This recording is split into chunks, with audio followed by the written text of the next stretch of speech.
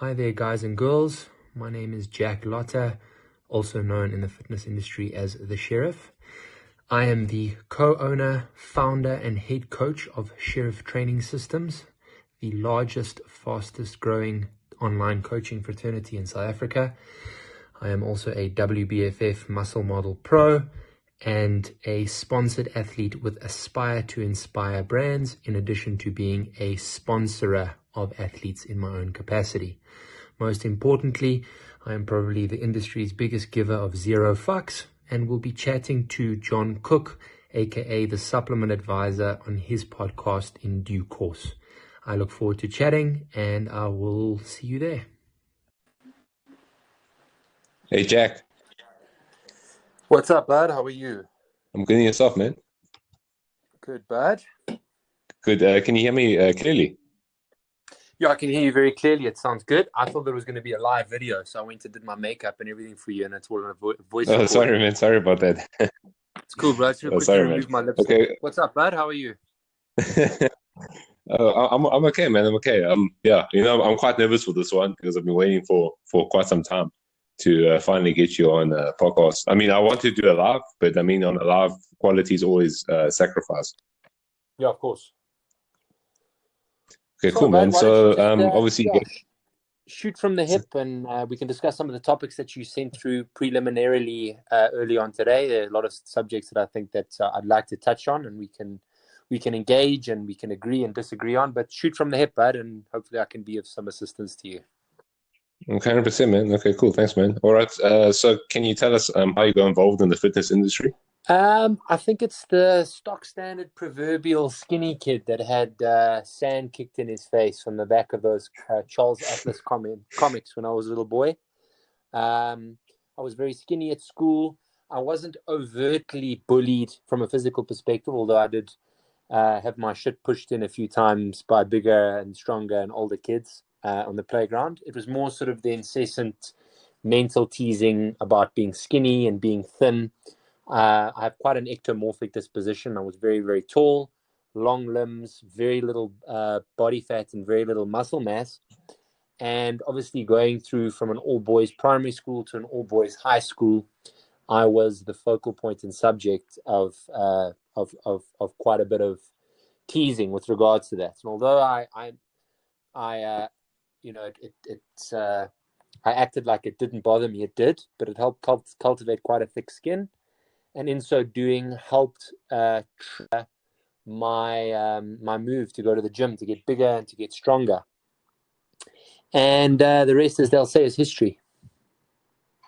So, okay, so how many years have you been involved in this industry? Like, what age did you start training? Look, I always used to do push-ups. I used to do sit-ups. When I was younger, I had such terrible muscle mass and muscle tone that all of the muscles in my posterior chain were so degenerated. I had very, very bad winging, which is obviously when my scapula start protruding out of my back, and it looks like I've got wings, or the start of wings, when I was younger.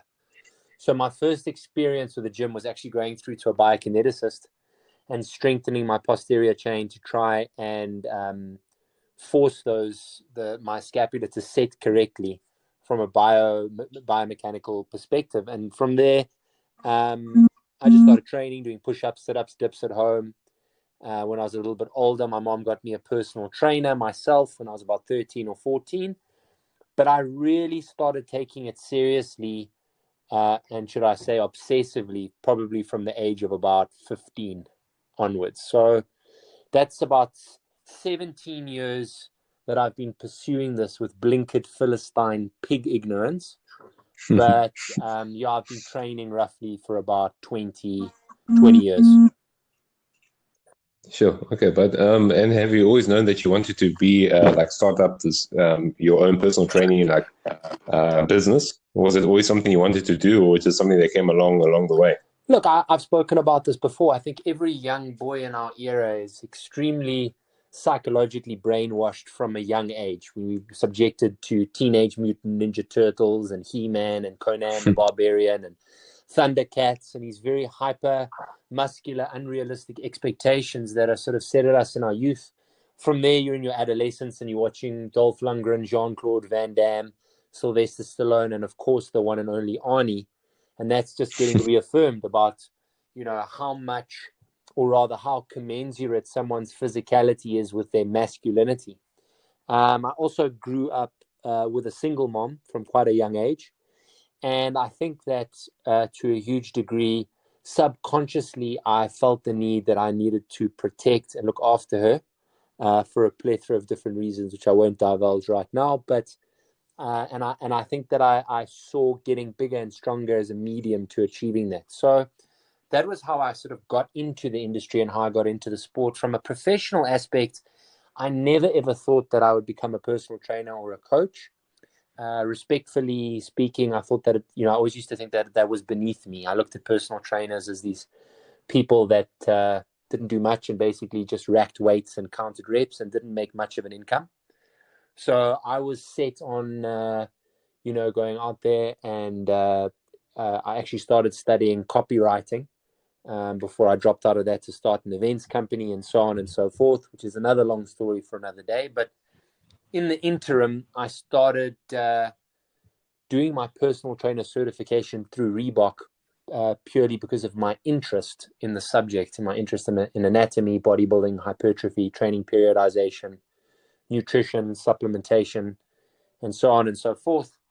And when the recession of 2008 hit, I was in sales at the time, and my basic salary didn't quite pay the bills. So my dad actually set up a meeting with his personal trainer, a lady by the name of Sharon, and I sat down with her and chatted to her about, how she ran her business and the type of money that she could look at making. And I was actually overwhelmed to see what she was making at that particular stage. And I thought, you know what? Beggars can't be choosers, and it sure beats flipping burgers at McDonald's. So let me do this in the interim and let's see where we can get it. And I took to it like a duck takes to water, started making a very decent financial annuity very early on in my coaching and personal training career. To start off, I basically just had a limited stash of equipment in my car. I had a stepper, I had a medicine ball, I had adjustable dumbbells, boxing pads, and mitts, and I used to drive through to people's houses and train them at their house for around 75 Rand a session. It was really pittance. But obviously, as I started building a good relationship and a good rapport with my clients, so my business grew, I ended up moving through to a training facility. And then again, as I said earlier, the rest is history. Sure. All right. And how many years has that been, like, with you and your Sheriff training system? Like, So I originally just started off as Jack Lotter personal training. And I did that for around 3 or 4 years prior to the inception of Sheriff Training Systems. And during that period, a group of friends and I actually used to joke about, the term sheriff is also commensurate with, someone that's being an authority or being a leader or something along those lines. And that was actually a term that we used to describe someone that was anything but, ironically. So, if there was one of our friends would rock up and they were wearing particularly weird clothes at a social event, we would say, geez, bro, check, the sheriff of this town has just arrived. And then we just started using the term quite a bit. And obviously, when I started training clients and then athletes that started doing quite well and started making remarkable results, people in a tongue-in-cheek basis used to say, geez, Jack, you really become the sheriff of this town. Or someone would get great results and someone would be like, fuck, you really are the sheriff.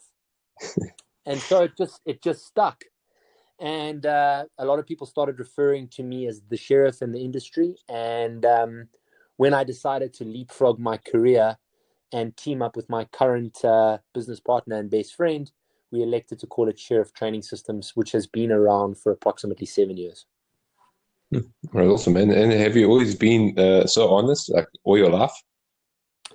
No, I think one only realizes and appreciates the value of honesty when you yourself have been dishonest at stages, and you realize the ramifications that brings, not only to your personal integrity, but to the relationships of friends, family, and business associates around you. So I'm by far from perfect.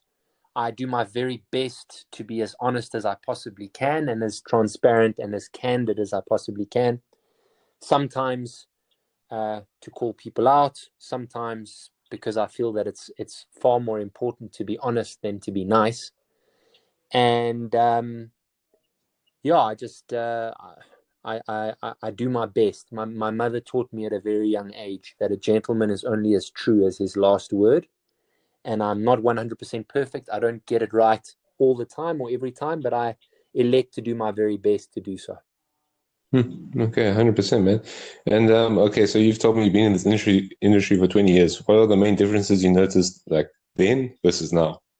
Well, look, I've been in the industry for 20 years. I've been obviously pursuing a bodybuilding lifestyle for 20 years. I've been in the industry for approximately 10, I'd say properly. But the changes that I've noticed, look, I started my PT career years prior to the rise and explosion of social media as we know it today.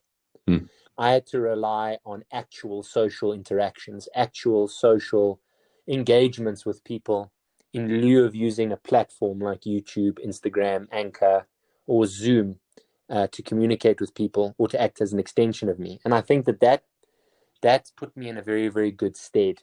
And it put me in a big advantage of people that started after the social media craze. So social media has changed a hell of a lot. In the beginning, it was an absolutely invaluable tool and allowed me to really skyrocket my personal and my business success quite quickly. But obviously, as more and more people got onto the platforms, the more saturated it got. And although it is still a very powerful tool, an analogy I use with a lot of my own STS affiliates and trainers is today your social media, Instagram and stuff like that has about as much weight as a business card. Just because you are handing a business card out there doesn't mean that you're necessarily going to end up with money or an annuity in your bank account. You have to be a lot more than that. So the industry's changed quite a bit from then. From a bodybuilding perspective, when I was in matric, that was in the sort of heyday of Ronnie Coleman and Jay Cutler and the incredible rivalries thereof. And we didn't have Instagram or Facebook. I used to save up as often as I possibly could for the Flex magazine or the far more candid, real, raw, and honest Muscular Development. And I used to read the interviews in there. And I mean, that was a very expensive magazine back in the day. I mean, this was about 120, 130 Rand for a magazine that I believe came out biannually. And this is a long time ago. This is 13, 14 years ago. And I mean, again, without taking a swing at the bodybuilders of today, it wasn't decades and decades ago. I'm not a geriatric with dementia, 67 years old, talking about the good old days. But I was there, and I can say with complete confidence that the era of Ronnie Coleman and that superseding him was considerably more impressive from a mass monster, muscular strength and performance, and obviously a conditioning perspective than what we have today. And I think it was a lot more raw, real, and honest there. I mean, we had characters like Sean Ray and Lee Priest that used to sort of say things completely unadulterated and unabated back in the day. And today, someone says something on social media and words hurt, and it's a whole big fuck show. So the industry has changed quite a bit. For the better or not, I can't really say, but purely from a bodybuilding perspective, I don't, with the exception of a few outliers, I don't think that we have the talent today that we had in the late 1990s, early 2000s. Yeah, 100%. I mean, is there anyone that you can pinpoint that could have had a bigger impact, like on the actual industry? Not sure I follow your question. Are you talking about today or back then, or? Well, I'm saying like maybe within the past, like maybe 10 years or so. Do I think that there's someone that has made a big impact on the industry? Okay, well, I'll give you my example. I think maybe Kai Green could have made a bigger impact than he did, especially when the rivalry was hot with Full Heath. But then he kind of... Yeah, I agree completely. I think that the Phil Heath Kai Green rivalry was probably the closest that we had to a Ronnie Coleman Jay Cutler-esque rivalry. I think the two of them were good enough to push each other. It was the proverbial Nadal, Roger Federer of the bodybuilding world, and it was very sad that that didn't come to fruition. And if I'm being frank, very weak on Kai Green's behalf.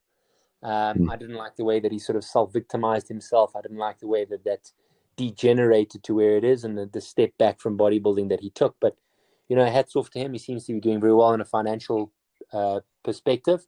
As a die-hard bodybuilding fan, I would have liked to have basically grown a bigger pair of balls and followed that rivalry through. Yeah, man, 100%. I think when he kind of fell off, I think that's when like all the diehard kind of bodybuilders also took a look back at themselves and be like, hey, you know what? He doesn't actually have to go through with this. He can do something else and still make a living from it. Yes and no. I remember reading articles in the early 2000s where Ronnie Coleman was saying that he was very unimpressed back then with the genetic caliber of athletes that were coming through.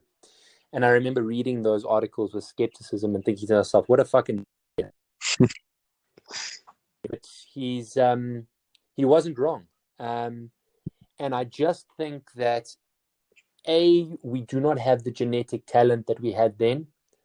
B, with the introduction of so many different training methodologies, techniques, supplements, the inclusion of a lot of anti-inflammatory drugs to alleviate a lot of pain and discomfort that these bodybuilders feel, I feel that we've actually made we've rather taken a massive step back in terms of producing the monsters that we really should be.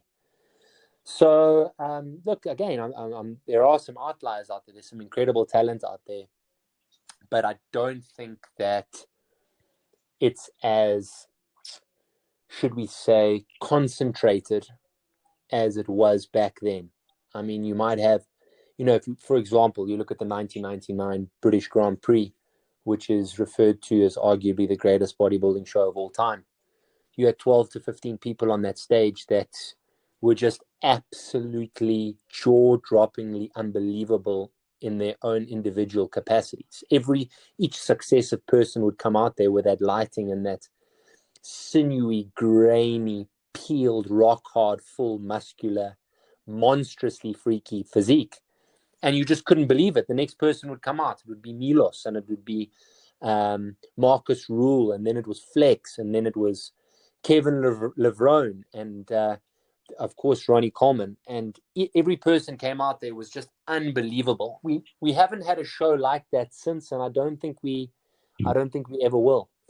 And also, to a degree, I think that people back in the day were prepared to push themselves to levels that perhaps people are not prepared to push themselves through today. And if you look at the amount of people that have passed away at relatively young ages, you've got NASA that passed away, you've got Mike Matarozo that passed away at a very young age. You've got dozens and dozens of people from that era that passed away at a very young age. And I think it's a bad thing for bodybuilding in terms of the aesthetic and looking at the competitors on stage, but it's a good thing as a whole that we're not going to have as many people killing themselves for that type of shape. So it's a catch-22, man, but it's something we can talk about for hours and hours and hours.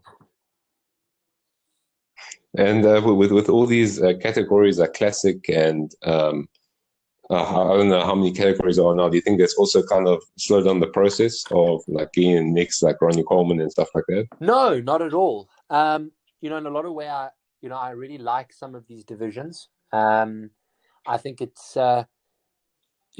actually created a lot more support and a lot more of a financial annuity to the sport and to the various federations. You've got more people competing, which is more money overall, greater prize money, and in so doing has made the sport more mainstream, which has ensured its longevity. If it had maintained its purely mass monster status, I think that it would have died a very premature death a couple of years ago. So I think it's added a lot of value, but obviously with that comes its own set of pros and cons. But as a whole, I definitely think that it's added value to the industry 100%. Yeah, 100%. Okay, and is Ronnie Coleman your Ronnie favorite? Coleman is my favorite bodybuilder of all time. because you've got to understand, as a very young, impressionable teenager looking to get stronger and bigger, he was the king at that particular time. So the nostalgia associated with him is always going to be very important and very special to me. Number one. Number two, there's never been a bodybuilder on stage or a Mr. Olympia on stage that has been as big and as shredded and as complete as him. You can argue the merits of Phil Heath. You can argue.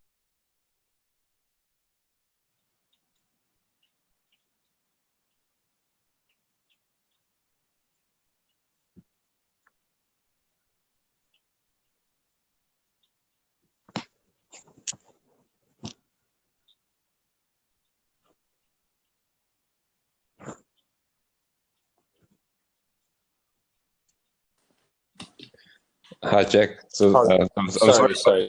It always like always the first half it actually like kind of does this and then it plays through properly. But you were saying about Ronnie,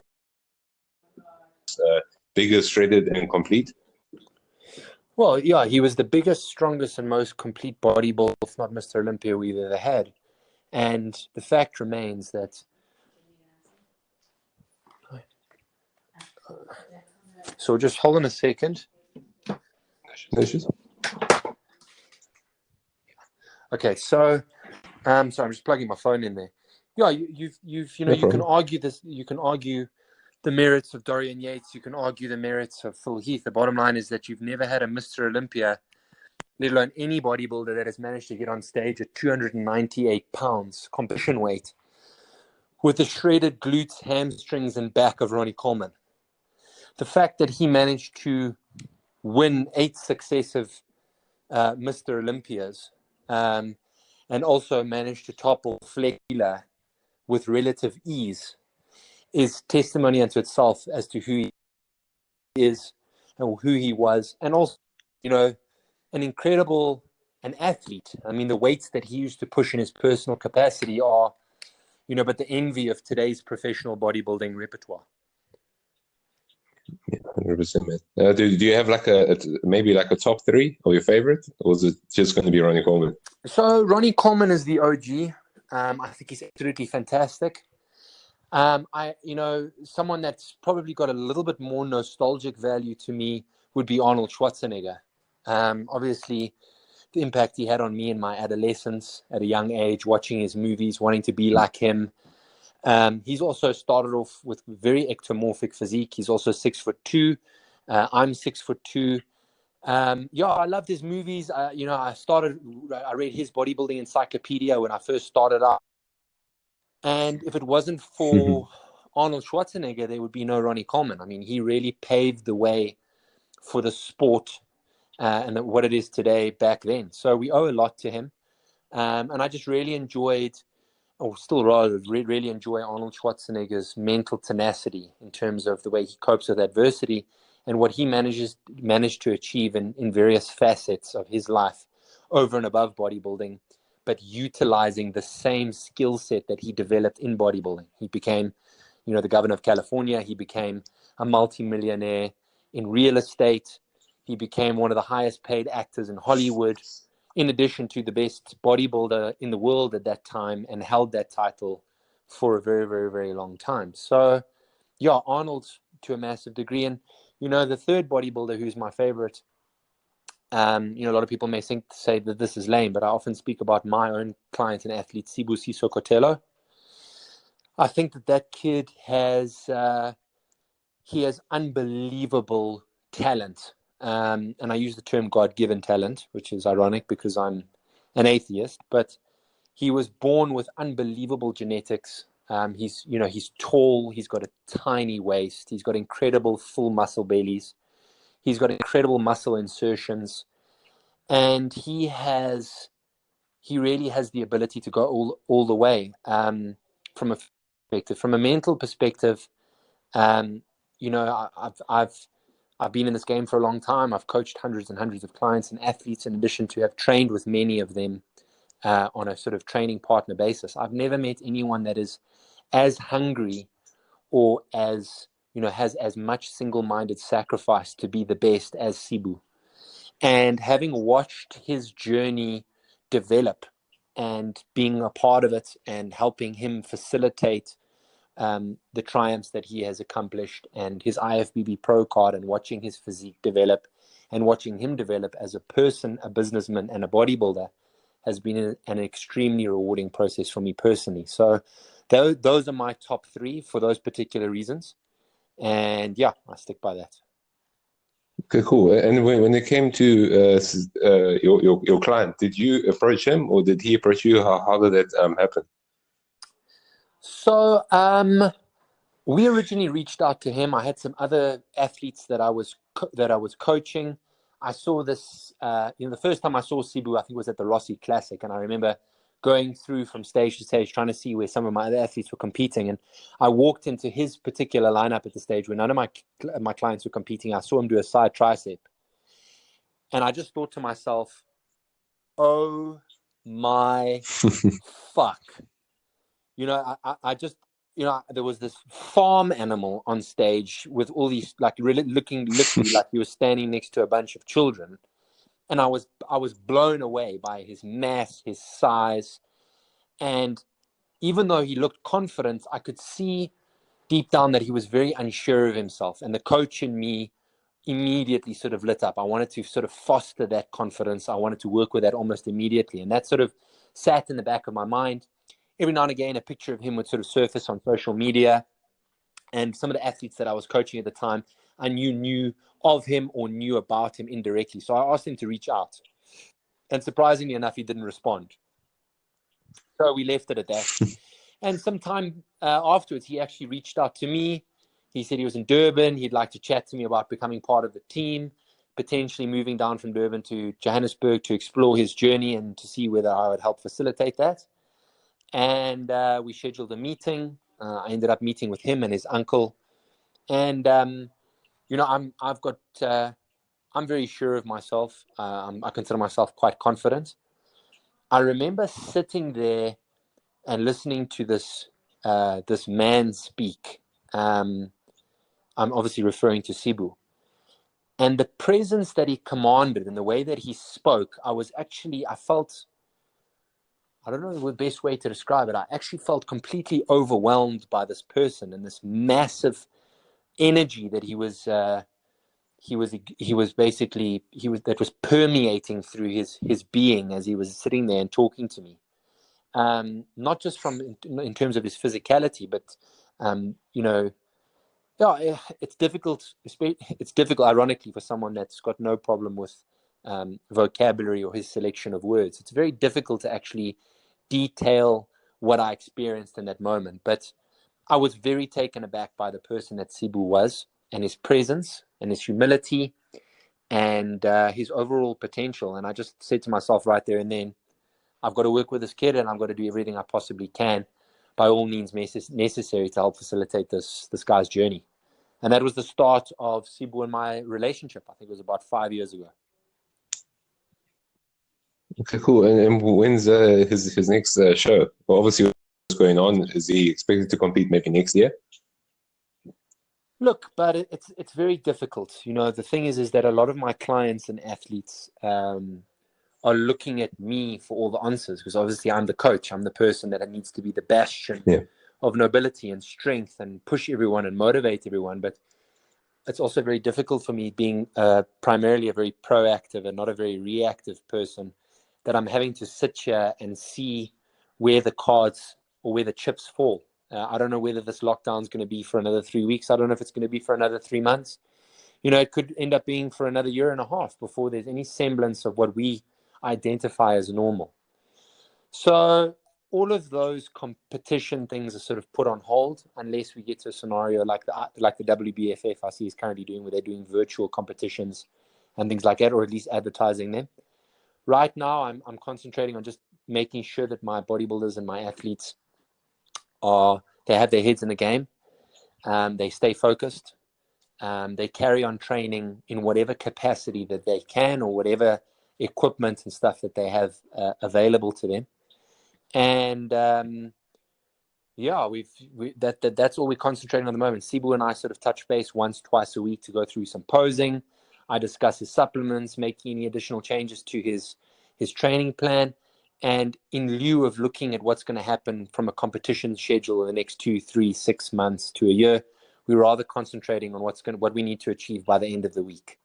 And we're taking that piecemeal every week as it comes. Yeah, 100%.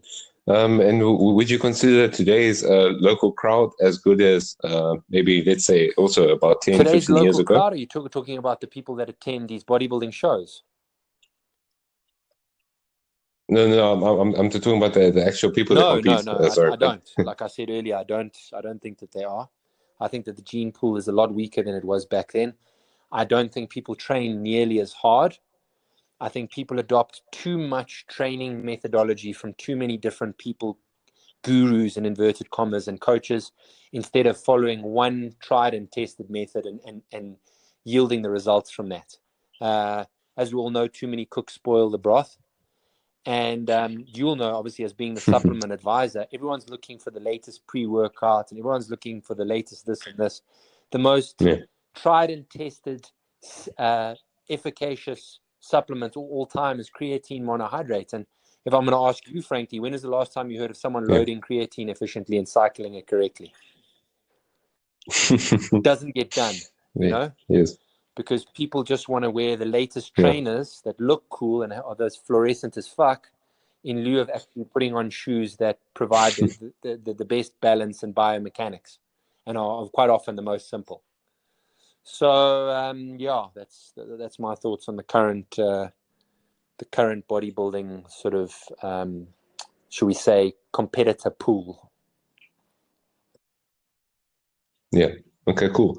And if we had to kind of dissect a ultimate pro, like we'll say we can take someone's biceps, someone's chest, someone's trap, someone's lats, what can you like name a few parts that you would include in this? Yeah, well, look, without being funny and just saying straight up Ronnie Coleman for everything. I'd say, obviously, if you were going to have legs, I'd have to say Tom Platz. If we were going to say back, I'd have to say Ronnie Coleman. Chest, I'd have to go with Johnny Jackson. Waist and abs, I'd have to go with Flex Wheeler.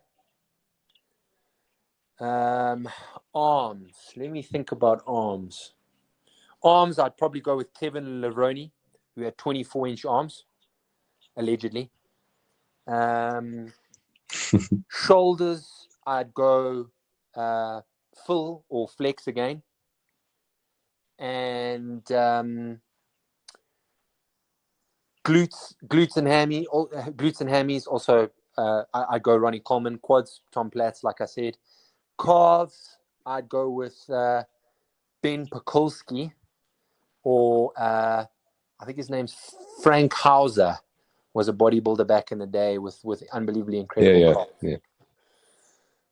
So that would be my best sort of proverbial bodybuilder. All right, awesome, man. It sounds like more or less a complete person there, man. When it comes to people that did not live up to the expectations, like for me, the first name I think of mine is Trey Brewer. I don't know if you remember Trey Brewer. Yeah, I do remember him. He was also around the early 2000s. Yeah, I think he was hyped up to be the next big thing, but he just fell off the wagon, man. Is there anyone else's name that comes to mind? Look, I mean, obviously, for very unfortunate circumstances, Dallas McCarver obviously passed away early, so couldn't really reach his potential. Whatever happened to Cody Montgomery? He actually still competes there, but I haven't seen him compete for a while. Funny enough, he did message me like last year and stuff. We did speak briefly, but I think he's just not competing anytime soon. I'm not too sure. He's been very quiet. I think he's been quite a letdown. Because I mean, like, yeah. Yeah, I think Trey Brewer is a good example. And there was also that freak from Russia called Alexander Fedorov. I don't know if you ever remember him. Yeah. Yeah, he was. There was also actually. Okay, sorry, man. There's also a black guy I know. He was sponsored by Muscle Tech back in the day, and he was touted to be the next Mr. Olympia. And then apparently he got mixed up with business and stuff like that. I don't know if you remember him. He had like a great physique, like very similar to Sean Ray. No, I can't remember. I think I'll try and Melvin find it. Anthony was also a big letdown. Apparently, he got embroiled in some bad sale of Drugs and stuff. contraband and stuff like that. And I think Dennis Wolf.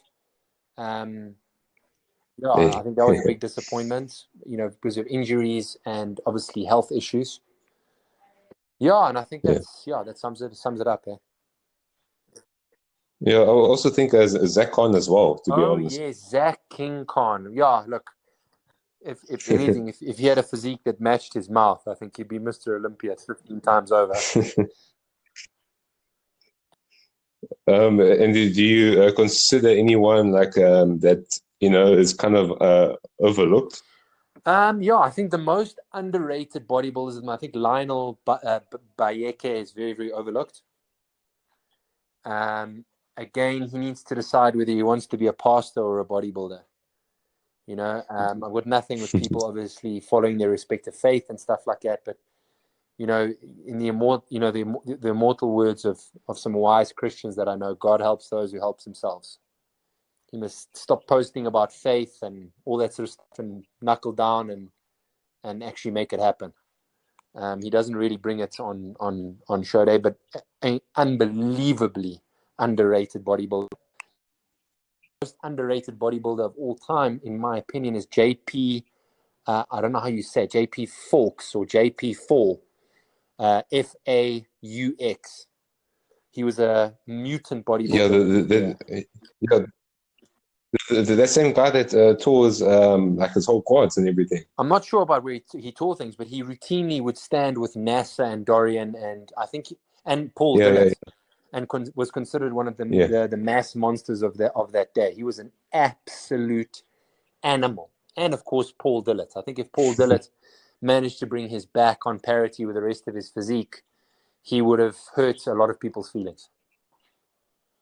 Yeah, 100%. I also think there is a few others, like maybe let me just think quick. I mean, like as you were just saying, like Wolf was like a good, could have made it. But I also think Ronnie Coleman, in some respects, was also quite underrated as well, because I mean, he brought every physique possible from the earlier years to obviously being the mass monster that he was. I think he brought every physique from a natural perspective all the way to more aesthetic to obviously being a mass monster. Yeah, I think you're right. I think if you look at his Arnold Classic winning shape of 2001, I think he was around 250 or 260 pounds there. A lot of people say that was his best shape of all time, compared to, the 298 pounds he was on stage with his final Mr. Olympia victory. Yeah, but you literally cannot blow that man's horn enough, especially considering the fact that he was squatting 800 pounds with, a very realistic 2 to 3% body fat 3-4 weeks out of Olympia competition. He was an animal. Yeah, that's true. But so I know that you did an experiment a while back. Can you go over it, please? Because I was really interested in this. And then Yeah, man, it was a bit of a disappointment. Basically, what happened was I had done a lot of research, and there was a, should we say, an experiment that was done of almost mythical proportions called the Colorado experiment. Very sort of abbreviated version where bodybuilders managed to train and they put on a ridiculous amount of muscle mass while commensurately using body fat in an extremely short period of time, allegedly unenhanced. So I read about that. I found it very, very, very intriguing. And at that particular stage, I had put my business interests and my clients and athletes first, which is generally what happens a lot in this industry. Is they say the lawyer's children has no will, the cobbler's children have no shoes. I found that my physique was taking a back seat, and my physique goals were taking a back seat. If I had, along the analogy, if I had 6 meals for the day and one of my clients had left or missed a meal, I'd give them my food. If I had scheduled the time to train in the day and one of my clients couldn't make their usual training spots, and it meant me giving up my training slot for their benefit, I would do so. And obviously that just compounded over and over again, got to a point where I had a very subpar physique. So what I thought I'd do is I would run the Sheriff experiment.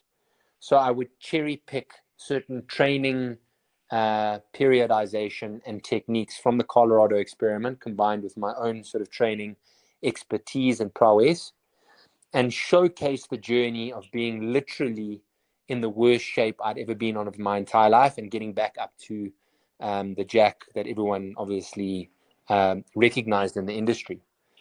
And so I didn't eat and I didn't train.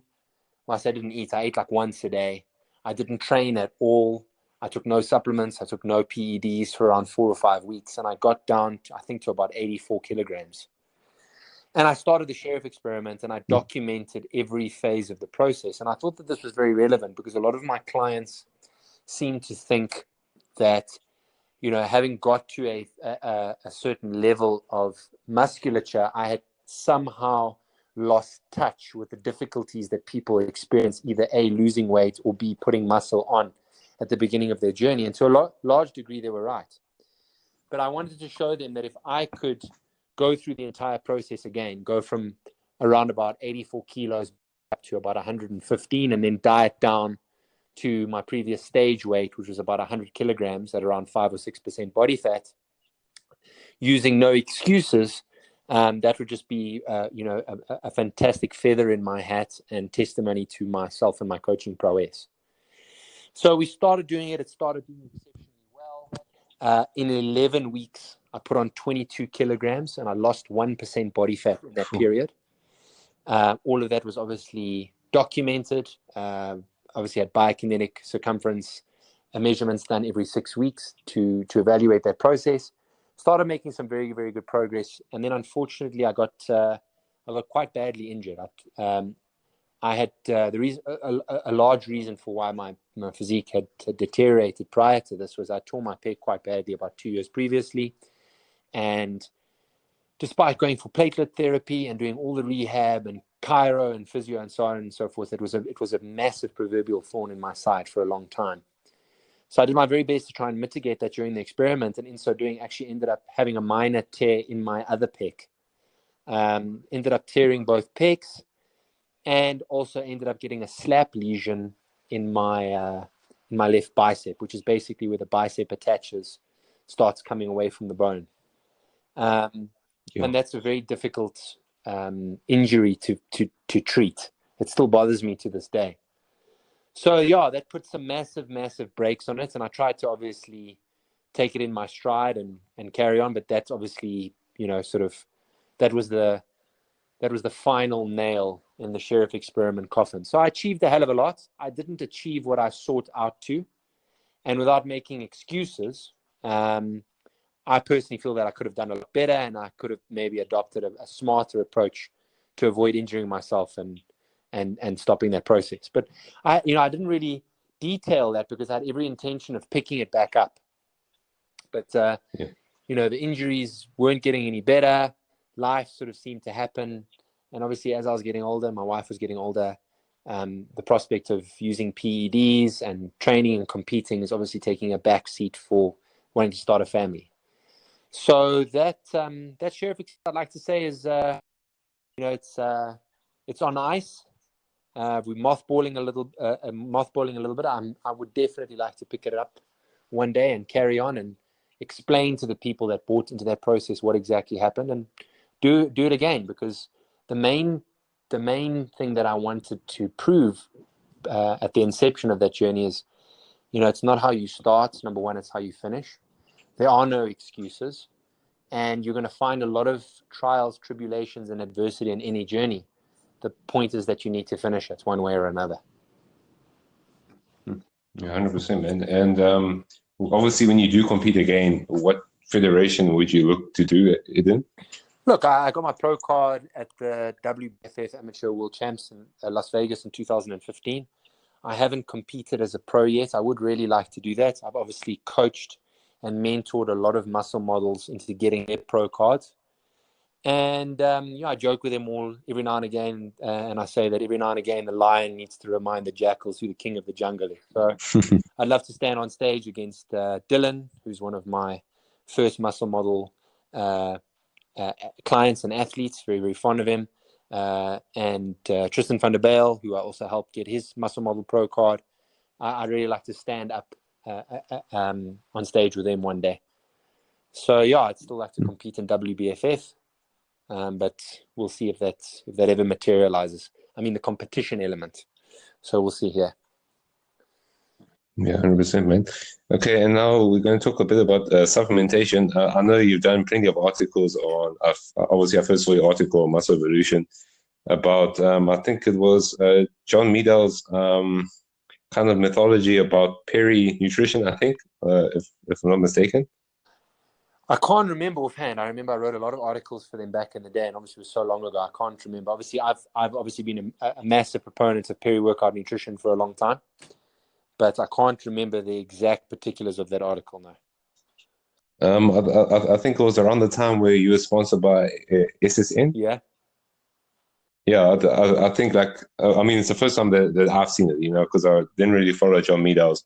But do you still follow those principles? Yeah, absolutely. I think peri-workout nutrition, cell hyperemia, and nutrient timing, particularly if you're an enhanced athlete that uses PEDs, that period is unequivocally and irrefutably the most important part of one's diet.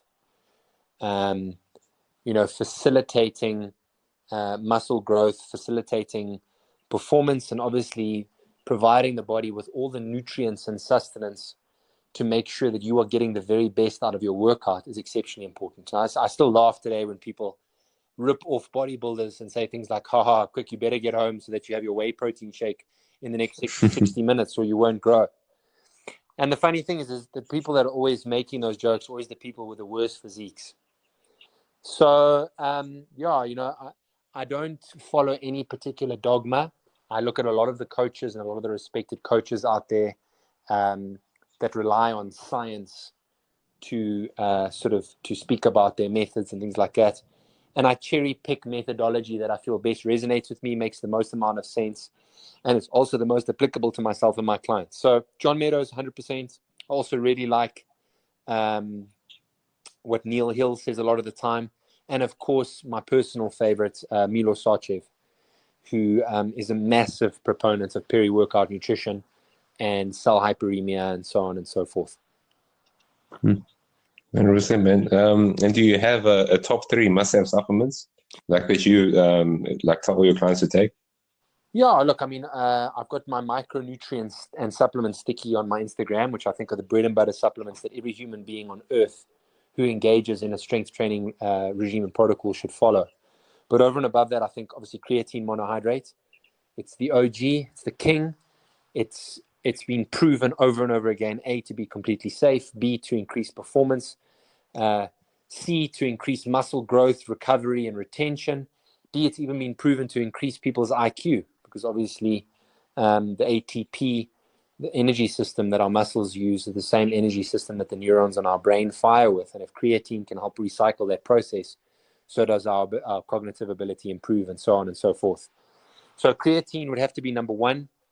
Number 2, obviously, I think that there's massive benefit to whey protein. Making sure that people hit their macros and hit their protein macros on a daily basis is essential for the growth and repair of cells. And thirdly, I think that one of the most important and most underrated would have to be very high dosed omega-3s with a high constituency of EPA and DHA for a plethora of benefits, from increasing insulin sensitivity to the anti-inflammatory properties to helping with memory and cognitive function, reducing negative lipid profiles, etc., etc., etc., etc. So those would be my top 3, and I wouldn't necessarily put them in that respective order either, but creatine, whey protein, and omega-3. 100%, 100%. Okay, I'm going to try and maybe take you down the walk on memory lane. What was your first supplement that you used, like, say, for example, pre-workout? The first supplement I ever used, my mom's assistant was a guy by the name of Greg. He started bodybuilding, which sort of got me, when I was very young, when I was about 12 or 13. And he had a tub of protein that he was using, and I think the brand was called Perk. And he had about half the tub left, and he gave it to me. That was the first supplement I ever started using, was the Perk protein. And do you have like a favorite pre-workout that you've used? Like, what's your favorite? Look, there's no disputing that the original Jack 3D was absolutely unbelievable. It was game-changing. I miss that. I also really, really, really loved the Super Pump 250 by Gaspari. Yeah. I thought that the muscle marinade from Purist Labs was absolute toilet water. I'd rather fucking shoot myself in the head than use that shit. Ruined me when I first used that. But yeah, those were probably some of the best, if not the best, pre-workouts that I've ever used. Today, I steer very, very, very clear away from stim pre-workouts. I've been very vocal about that, and I am with all of my clients. Obviously, because as you will know, people build up a tolerance to caffeine and stims, and that can have adverse effects further down the line when the clients actually need that proverbial kick in the ass. So, yeah, Jack 3D and Super Pump 250 by Gaspari. Okay, great, man. All right. Now I'm just going to touch over that. You and Super Ciso and Albert and everyone else was on that. The thing where like the whole local industry was in uproar about obviously those anonymous stories. Can you take us over that a bit? Yeah. Well, look, there's not much more I can elaborate on here than what I have in my YouTube interview with those relevant parties. But the elevator pitch I'll give you is as follows. Albert started a poll on his Instagram stories, and in lieu of saying who are the athletes that motivate you and who are the athletes that you're most inspired by, or who is in your opinion the best coach in the industry, which I'm also unbelievably tired of because it's completely shit and it's based on zero merit. Albert posted there and said, who do you hate most in the industry? And, again, frankly speaking, I woke up that morning being the first person nominated on that poll. I know of Albert. I coached him briefly for a very, very short stint a couple of years ago. So we're not friends by any means. I'm not saying that we're enemies, but we're far more acquaintances. We've got an amicable relationship, but I don't really know him. We don't really chat. So when I saw this come on, initially you got my back up because, I thought that someone was obviously taking swings at me, and I had to respond to that by virtue of who I am and the persona that I present in the fitness industry. But as I started going through the rest of the stories, I actually started finding it hugely amusing.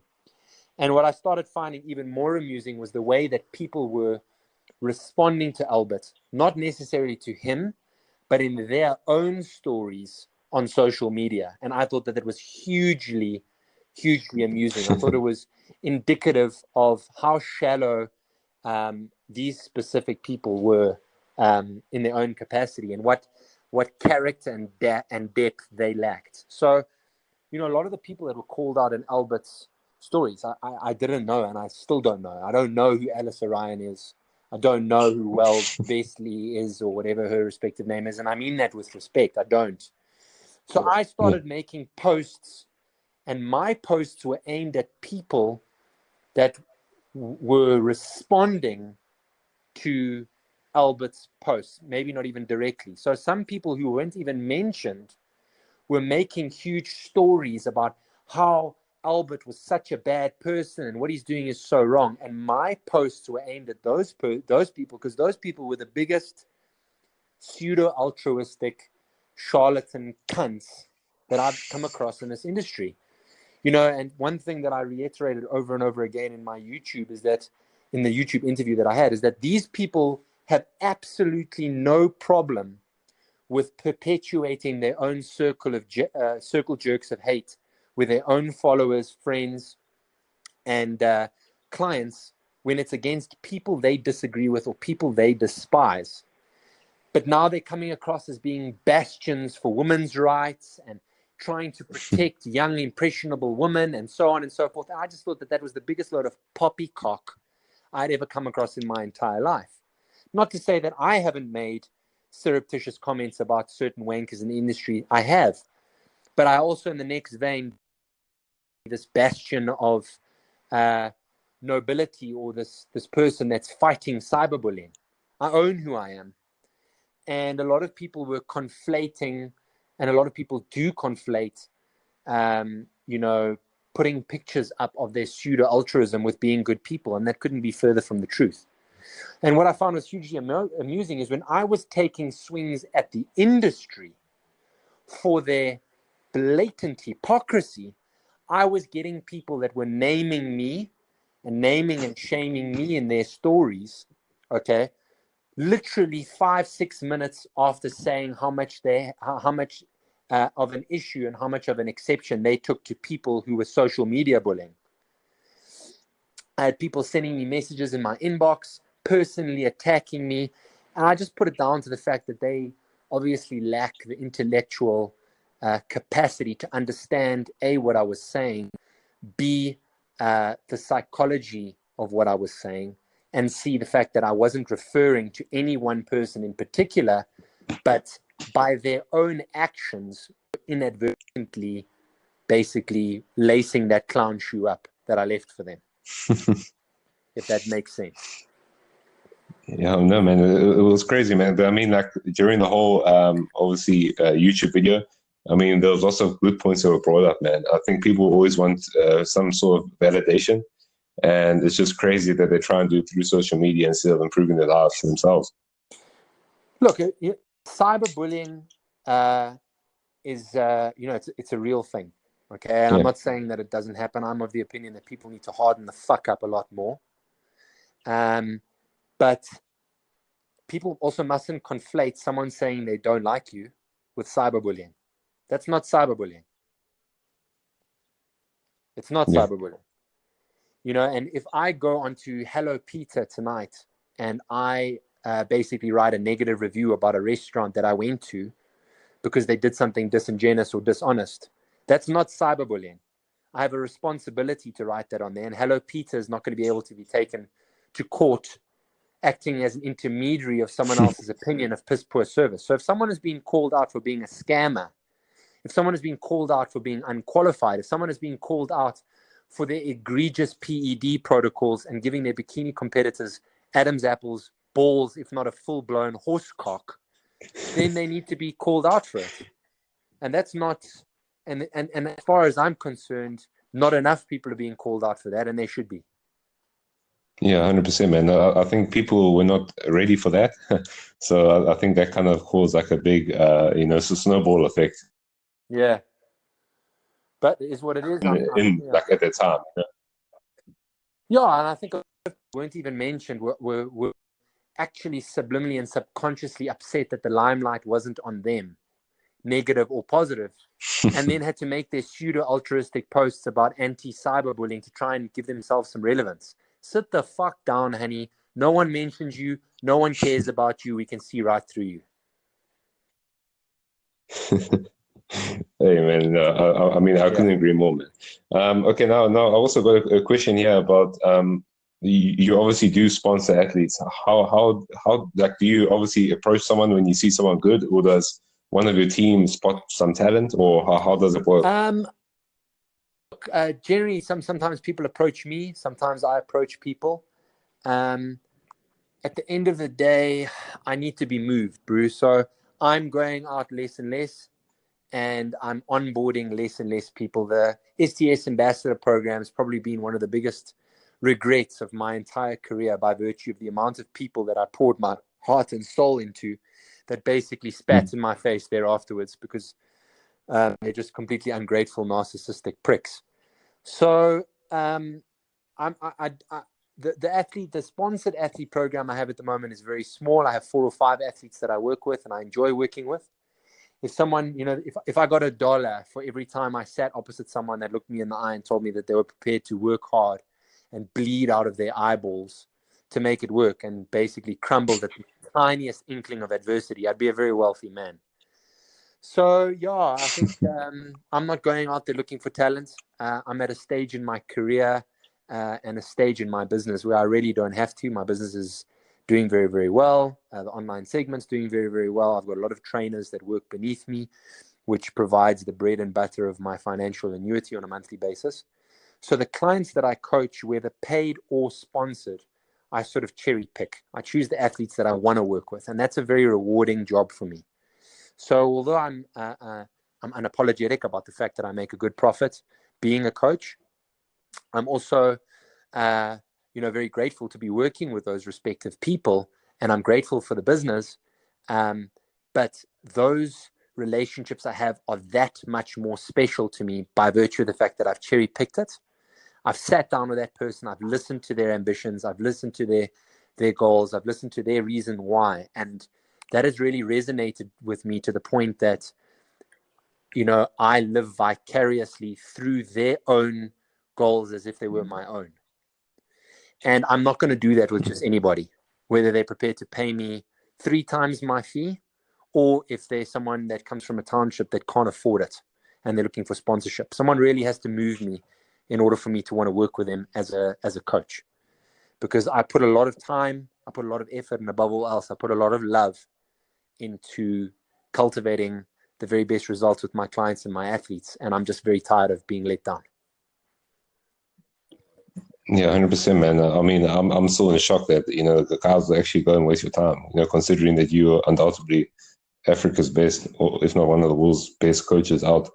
So it's just crazy to hear, man. I really, I appreciate the comments and I appreciate the compliment. I think I've got a long way to go before I can don that respective crown as being one of the countries or the continents or the world's best coaches.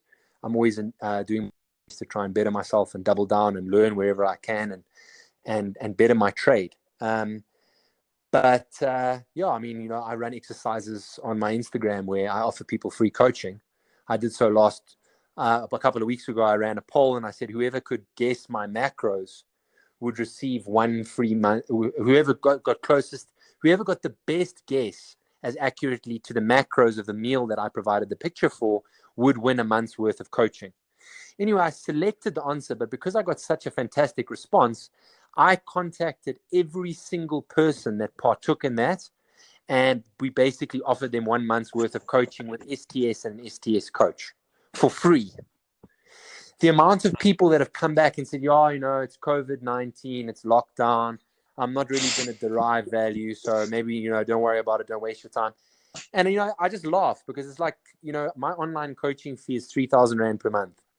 If you want to throw away 3,000 Rand a month's worth of online coaching with myself and arguably the greatest, best coaching stable in the country, because you lack the passion, gumption, and fervor to make something work in spite of the present circumstances, that's a reflection of how little you actually view your fitness journey, or how little you actually view the value add that we can provide for you. So thanks, but no thanks. All the very best. Ciao. Yes, it's brutal. I mean, I think people complain when it's not for free. It's for free. Yeah, and also, one of the last ambassadors that I sponsored was this girl. She contacted me. She was messaging me nonstop, saying she wouldn't let me down. She'd come on. She'd work so hard. She had all it takes. She slid into Sibu's DM. She slid into all sorts of athletes' DM that were sort of talking to me, and I really bought into the process. But I don't work for free. So if an athlete's going to come on, they need to respond by showcasing their journey and the developments and results that they managed to acquire through my coaching. They need to post their progress pictures. They need to screenshot edifications and revisions to their diets. They need to show little video snippets of how I've changed their training programming. That's the way that it works in lieu of paying me a fee. Anyway, this girl said that she was going to come on. She made 2 posts for me in 4 months. She didn't check in. She didn't track her calories. She didn't upload her progress pictures. Basically fell exceptionally way short of what the expectations were. And as usual, like these people blame me for the results she didn't acquire with the work she wasn't prepared to do.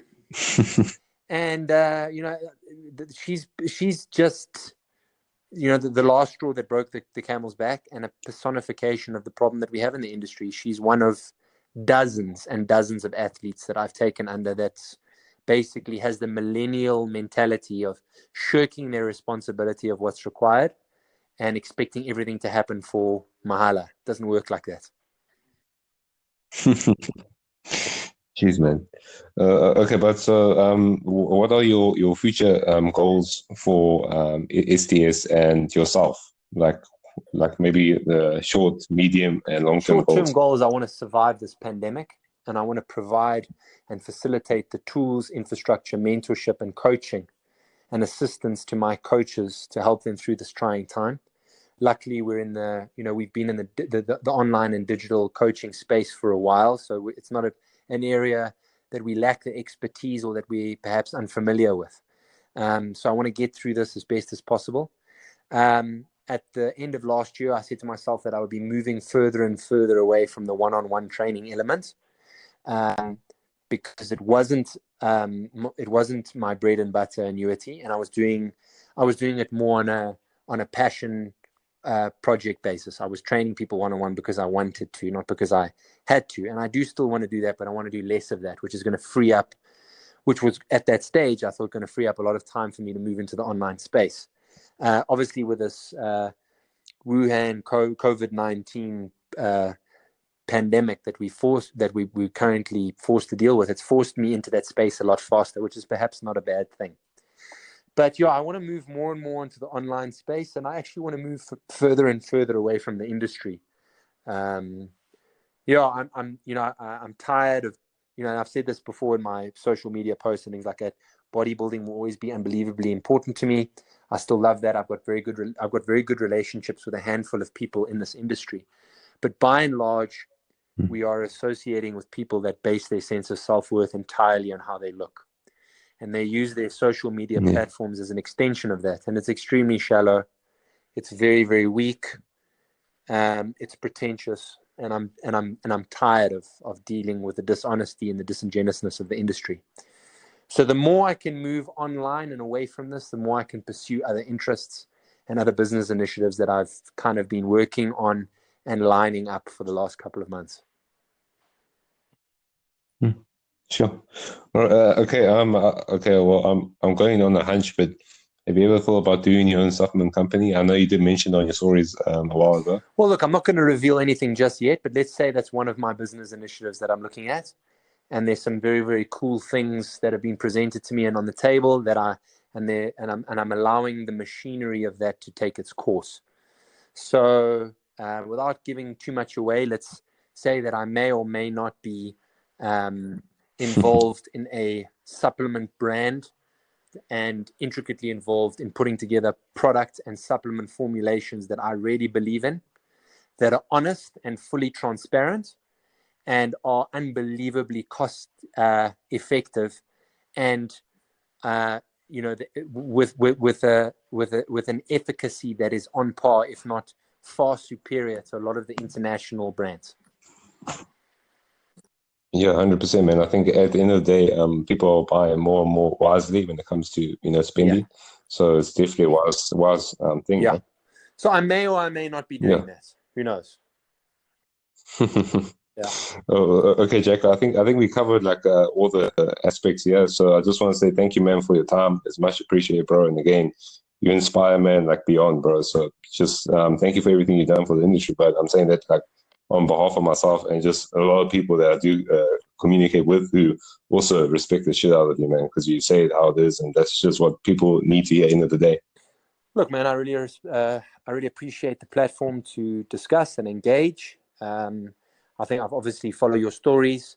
I think that you're a hugely colorful and entertaining character. I think that you're very informative. I enjoy some of your stuff. I disagree with some of your stuff, but that's the beauty of this industry. I welcome disagreement. I welcome engagement. Just because we disagree with one another on certain elements doesn't mean that we necessarily need to have a negative or an antagonistic opinion of one another. In summation, what I said in my YouTube video is to quote Mark Twain, and that is, differences of opinion make for good horse races. So keep doing what you're doing, Brew. Yeah, that's true. And thanks for the opportunity to chat to you, and I'm sure that we will brush shoulders again in the future. Yeah, 100%, man. Thanks so much again, bro. All the best, bud. Ciao, ciao. Oh, thanks, man. Cheers.